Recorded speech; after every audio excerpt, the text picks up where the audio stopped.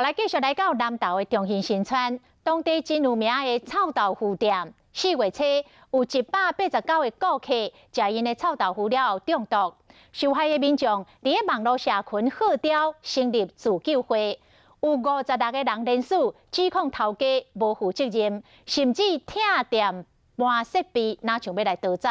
头家娘早起出面了，除了道歉，嘛保证讲绝对袂来盗撇。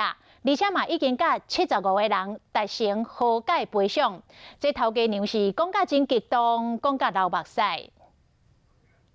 我真的很对不起我的朋友，然后支持我的朋友还有客人。我想189个人是要中毒的南投中兴新村臭豆腐店，头家娘出面道歉。我真的有在理赔，你们就好好讲。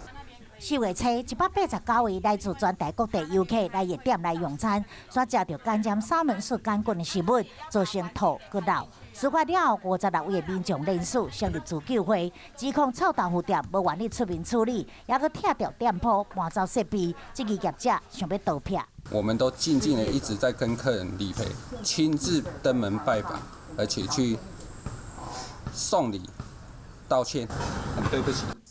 头家娘甲合作店家的拢道歉，强调因无闭起来，也阁提出75份和解书，证明拢有甲被害民众联络，而且有支付每一人600块的赔偿金。那些联署的人，有一些明明跟我们讲好了，又放我们鸽子，然后跑来抗议，我不知道说最后存什么心态。